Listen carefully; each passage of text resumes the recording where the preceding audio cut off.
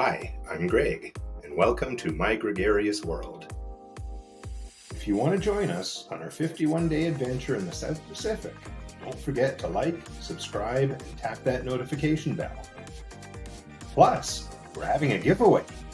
If you subscribe and drop a comment below, you'll be entered to win a Tahitian Pearl that we purchased at the famous Robert Wan Pearl Store in Papeete. And if you share this video, you'll get an additional entry. Just comment again that you shared the video. You can enter once for each Tales of the South Pacific episode, so keep tuning in and sharing your thoughts. And you never know, we just might throw in some extra goodies to add to this giveaway along the way. You've got until March 31st, 2025 to enter. We'll pick a winner on April 1st and release a video that day announcing the winner.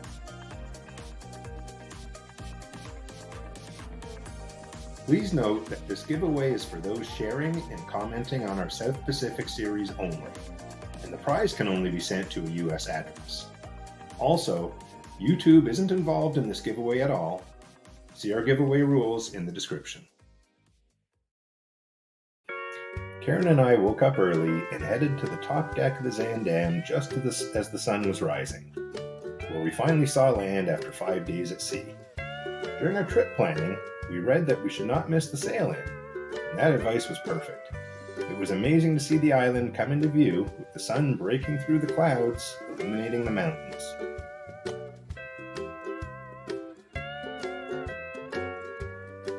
Shortly after we arrived at the port area, we watched the port pilot board the ship to help guide us into Nawiliwili Harbor.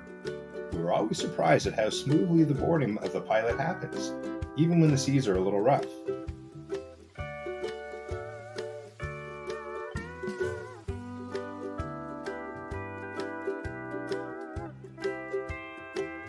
Entering Nawiliwili Bay was like stepping into a postcard, with the view of the coastline and those stunning volcanic mountains on the port side.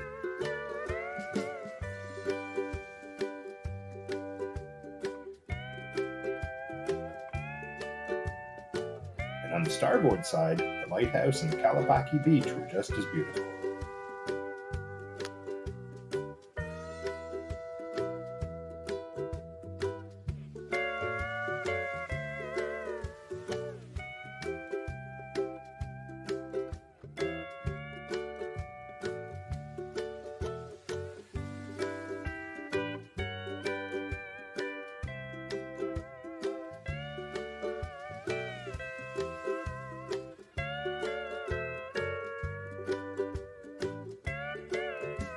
Without a formal tour on the agenda, we chose to enjoy a leisurely breakfast in the main dining room. This allowed us to not be caught up in the rush of other passengers trying to leave the ship to catch an early tour. On the days we were in port, the dining room opened earlier and wasn't very busy, so breakfast usually came out fast. Today, Karen chose the corned beef hash and eggs, served with some crispy home fries and pico de gallo salsa. I opted for the European cold breakfast plate, which had sliced ham, Gouda cheese, herring and sour cream, mustard, pickles, red beets, a boiled egg, Boston lettuce, tomato, cucumber, and some crusty bread. Both meals were delicious. After a hearty breakfast, we were ready to check out Nawiliwili and Kalapaki Beach.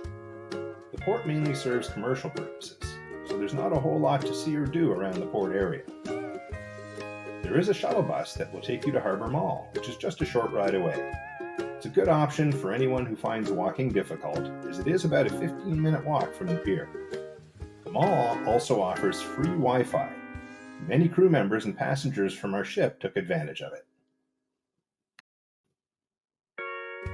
Since it was Sunday morning, the port area was really quiet as we took a 15-minute stroll to Kalapaki Beach. Along the way, we passed Nawiliwili Park, popped into an ABC store, and then crossed a small bridge that brought us to the famous Duke's Restaurant in Kalapaki Beach. We made it to the beach by 10 a.m., where it was still fairly quiet since many of the tourists and locals hadn't yet arrived. Just a handful of dedicated surfers were there, getting ready to ride the waves without any distractions. The beach was beautiful, We had a great time watching the surfers while soaking in the scenery. For those wanting to work on their tan, lounge chairs and beach umbrellas are available to rent at $60 per day for 2 chairs and an umbrella. Since Kalapaki Beach isn't a great spot for snorkeling, we thought it would be best to leave our swimsuits and masks on the ship. Instead, we planned to head to Duke's Barefoot Bar, which is right on the beach, and enjoy some drinks with a view. We showed up about 30 minutes before it opened at 11 a.m. We're glad to be early. By the time we were seated, the line was pretty long and they had a wait list going. Duke's offers a Sunday brunch buffet in the upper level restaurant with live music from 9 a.m. to noon, priced at around $50 a person.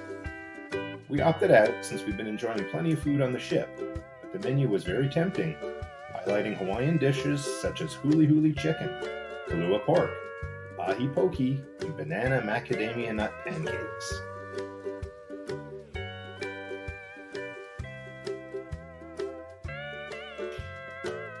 We were lucky enough to get a table with a front row view. Duke's Barefoot Bar doesn't accept reservations, so if the view matters to you, it's best to line up early.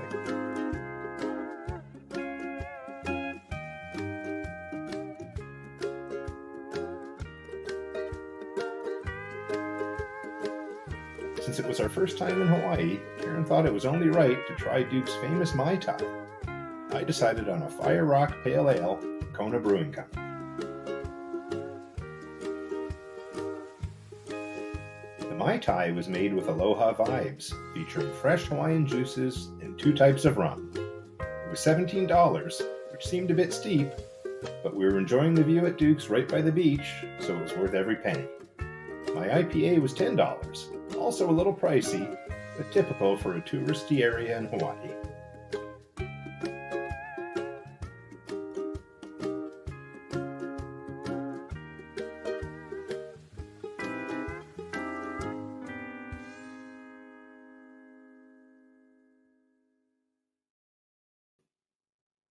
We had to get Duke's famous dessert, Kimo's original hula pie.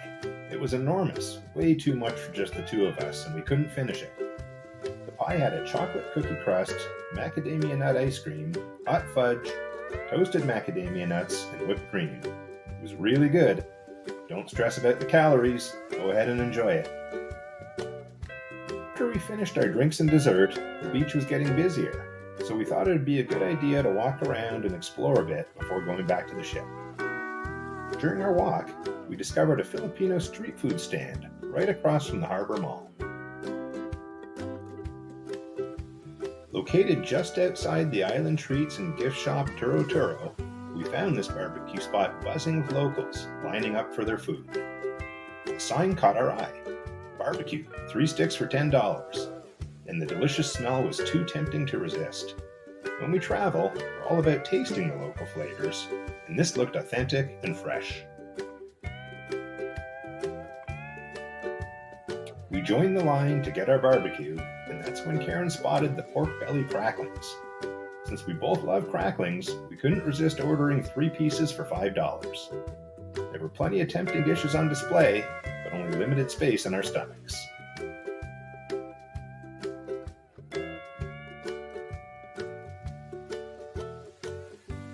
We found picnic tables arranged around the patio, and the locals were incredibly welcoming, urging us to sit down. One friendly lady even shared her favorite condiments, showing us how she typically seasons her pork and chicken skewers. We were really happy to come across this small barbecue spot. If it weren't for the busy crowd and the tempting barbecue aroma, we might have missed out on some good, authentic local cuisine. It was time to make our way back to the ship and get ready for dinner. I grabbed a glass of wine during happy hour and took one last look at Nawiliwili Harbor before we set sail. Then we headed to the main dining room for a delicious meal. We both kicked things off with beef tenderloin carpaccio as our starters. For my main course, I went with the barramundi wrapped in banana leaf, which was the port-to-plate special of the day, served with rice and bok choy. It was delicious. Karen had a perfectly cooked prime rib of beef au jus paired with asparagus, sugar glazed carrots, and a baked potato. We skipped dessert since we were eager to secure a seat for Daniel and Kainoa's Q&A about our next port, Kailua Kona on the Big Island of Hawaii. Today was busy in Nawiliwili. We really enjoyed our first stop in Hawaii, but we chose to pass on the evening entertainment so we could get back to our room and get ready for Kailua Kona. We always loved the surprise of a towel animal when we returned to our cabin. This one's a little confusing, but we think it looks like a hamster. See you in Kona. Cheers!